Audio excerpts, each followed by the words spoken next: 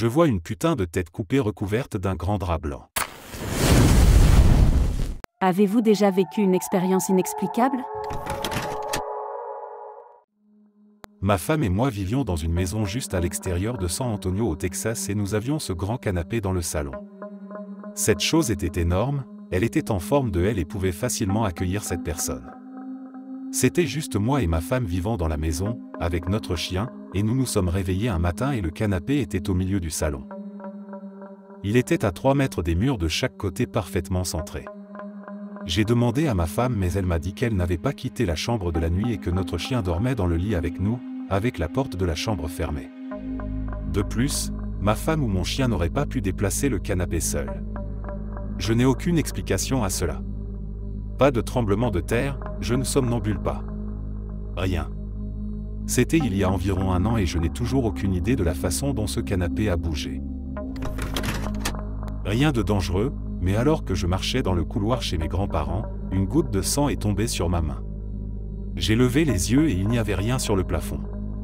Cela fait 15 ans et cette image reste encore une pensée passagère dans ma tête de temps en temps. Bien que leur maison soit entourée de bois, il n'y avait aucun animal à proximité à ce moment-là. J'étais debout au coin d'une rue, attendant de traverser la rue. Il y a là un homme avec un garçon qui ne semble pas être son fils. Puis cet autre gars arrive au feu stop dans une décapotable avec également un jeune garçon sur le siège avant. Le gars dans la voiture crie au gars au passage pour piéton, « Eh, c'est ton garçon ? Sympa !» Le gars au passage pour piéton sourit nerveusement et salue tandis que la voiture démarre. Et mon ami et moi avons échangé des regards inquiets, presque certains que nous venions de voir des pédophiles interagir. Mes parents ont loué une maison en Floride pendant 1 mois et ont invité ma femme et moi à rester avec eux pendant 1 semaine. Nous sommes partis tard vendredi soir. Samedi matin vers 10 h, nous avons traversé la frontière entre l'Arkansas et le Mississippi. La première chose que nous avons vue en s'arrêtant dans un village pour faire une pause était une Cadillac de la fin des années 90 incendiée dans un fossé juste avant la ville. Alors que nous nous rapprochions, un coyote a couru près du chariot et a traversé la route devant nous. Nous sommes arrivés en ville et il n'y avait personne aux alentours. Personne. Les maisons étaient fermées, la station-service et l'épicerie étaient vides. Ce que nous avons vu de plus proche de la vie était une seule voiture de police au commissariat de police. Nous avons tourné un coin en suivant le GPS et sommes tombés sur un petit hôpital ou une maison de retraite. Toutes les portes et fenêtres étaient ouvertes, la literie et les matelas jonchaient la pelouse et une seule civière sur le côté était appuyée contre un fauteuil roulant renversé. C'était une ville fantôme. Comme on en entend parler dans les films, mais je n'en avais jamais vu dans la vraie vie. Pendant tout ce temps, j'avais l'impression que nous étions observés. Une fois, je conduisais sur l'autoroute, pour me rendre d'un chantier à l'autre. Pour une raison quelconque, j'ai jeté un coup d'œil vers le siège passager vide à côté de moi et j'ai vu un orbe géant brillant, une lumière blanc-jaunâtre brillante. Lorsque j'ai remarqué l'orbe, il s'est lentement soulevé du siège et a plané pendant un instant fugace avant de flotter hors de la fenêtre ouverte pour ne plus jamais être revu. Ce n'est peut-être pas pertinent, mais plus tard dans la nuit, j'ai découvert que ma tante était décédée à peu près au même moment où j'ai vu l'orbe lumineux. En 1996, j'ai pris des vacances aux États-Unis, et alors que je me promenais dans une gare en regardant les vieilles photos historiques et les expositions du Far West, j'ai vu un homme et une femme, âgés d'environ 45 à 50 ans, accompagnant une adolescente. Elle avait un foulard rouge sur les yeux, un bandana de style western, et je pensais qu'ils jouaient à un jeu bizarre, et cela avait quelque chose à voir avec le thème du Far West à la gare. La jeune fille avait peut-être 15 ans, avait les yeux bandés et faisait confiance au couple pour la guider. J'ai demandé à l'homme, est-ce qu'elle a braqué la banque ou quelque chose comme ça? Il a souri et j'ai continué mon chemin. Peut-être 15 ans plus tard, je regardais un documentaire sur un homme qui avait kidnappé quelques jeunes filles et les avait gardées comme esclaves. Il leur permettait de prendre l'air, de temps en temps, en les conduisant les yeux bandés en public. Je n'avais aucune raison de penser que quelque chose se préparait à ce moment-là, mais je me demanderais toujours si j'avais été témoin d'une telle horreur. J'ai grandi dans l'ancienne zone du canal de Panama et mon école primaire était située dans l'une des plus anciennes villes. Il se trouvait au pied d'une immense colline qui était en partie utilisée comme carrière pendant les jours de construction et il y avait une crête derrière l'école qui abritait autrefois un cimetière qui a été déplacé mais apparemment tous les corps n'ont pas été retrouvés. Il y a donc beaucoup de fantômes autour de cette zone à cause du cimetière et des morts dans et autour de la carrière. L'école est donc composée de 3 étages avec une cour au milieu. Par une journée ensoleillée, alors que j'étais en CE2, j'ai eu l'autorisation d'aller aux toilettes et quand je suis sorti, j'ai jeté un coup d'œil à travers la cour et j'ai vu un putain de cheval se détendre dans le couloir. Il fit quelques pas puis disparut. Inutile de dire que j'ai paniqué et que je l'ai dit plus tard à tout le monde. Apparemment, d'autres avaient vu le cheval à différents étages et certains avaient même vu son propriétaire avec lui. Je ne l'ai jamais revu, mais il y a encore aujourd'hui des histoires bizarres dans ce bâtiment.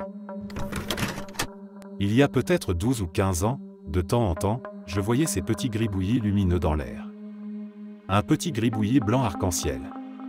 C'était rapide aussi, n'a jamais duré plus d'1 seconde. J'ai toujours pensé que c'était un effet de lumière, donc ça ne m'a jamais dérangé. Puis un soir, je suis rentré tard avec mon père. J'étais devant lui et je me dirigeais vers la porte. Du coin de l'œil, je le vois. L'un de ces gribouillis traversa la pelouse. La rue était principalement éclairée par les lampadaires, alors encore une fois, j'ai pensé que c'était juste quelque chose avec la lumière. Quelques secondes passent. « Et, tu viens de voir cette lumière traverser la pelouse ?» a demandé mon père. Pendant tout ce temps, je pensais que c'était juste dans ma tête. Je lui ai demandé si c'était comme un rayon de lumière. Il a dit oui. Après notre déménagement, je n'ai plus jamais rien vu de pareil. J'y pense de temps en temps. Je me demande si mon père s'en souvient encore. Si quelqu'un a vu quelque chose comme ce que j'ai décrit ou c'est ce que nous avons vu, qu'est-ce que c'était? Je jouais à la lisière d'une forêt, à l'arrière d'un chantier de construction immédiatement adjacent à un petit lotissement. Il y avait une haute clôture en bois qui marquait la limite de la cour et du lotissement. La clôture s'est en quelque sorte arrêtée à environ 15 mètres d'une route pour que vous puissiez simplement la contourner. Quoi qu'il en soit, mon ami et moi étions juste à l'extrémité de cette clôture lorsque nous avons entendu quelque chose de gros se déplacer dans la brousse de l'autre côté de cette clôture. Nous l'entendions faire des pas et nous pouvions voir cette énorme silhouette noire à travers les interstices de la clôture, alors qu'elle bougeait, elle jetait des pierres par-dessus la clôture. Je veux dire, le bruit des pas de ces choses était juste énorme, nous nous sommes figés, avons essayé de distinguer ce que c'était à travers les petits espaces mais nous avons juste vu du noir. Au début, je pensais que c'était une personne, mais cela semblait trop grand. Je ne voulais pas attendre quoi que ce soit pour jeter un coup d'œil par-dessus le dernier poteau de clôture. J'ai couru le 1 km jusqu'à chez moi en 20 secondes environ. À ce jour, je n'ai aucune idée de ce que c'était.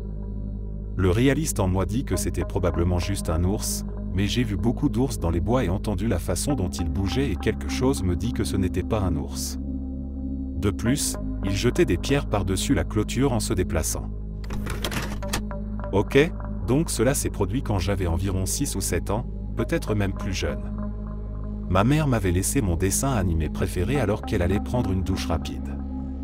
À l'époque, la maison de ma famille était assez petite et elle avait laissé la porte de la salle de bain ouverte pour pouvoir m'entendre au cas où j'appellerais. J'étais assis sur le canapé, en train de regarder la télévision, quand j'ai remarqué 2 hommes étranges à la porte. Ils ont attiré mon attention et ont commencé à me faire signe d'ouvrir la porte.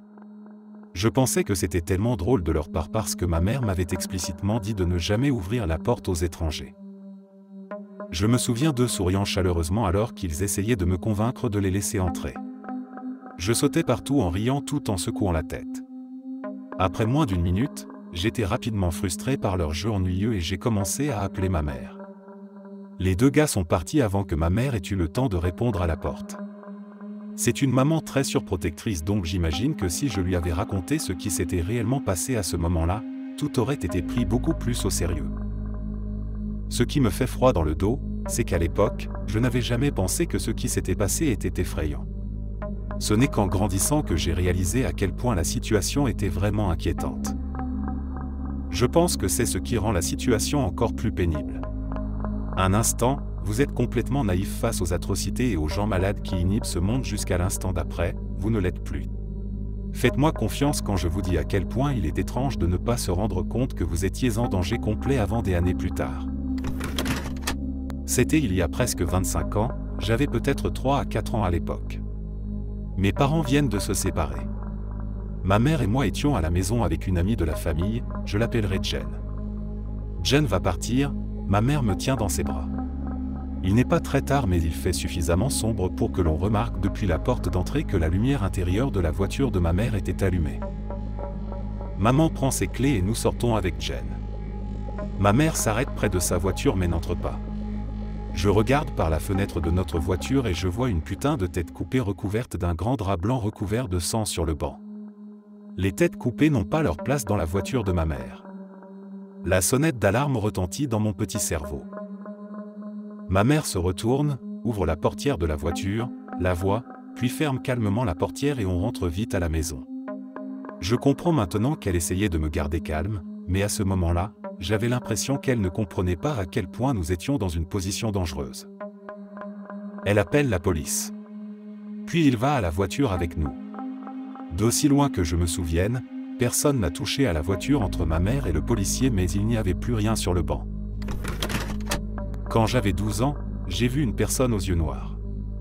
Pas seulement des yeux sombres, mais le genre de noir absolu que l'on voit dans les films d'horreur où l'œil entier est noir.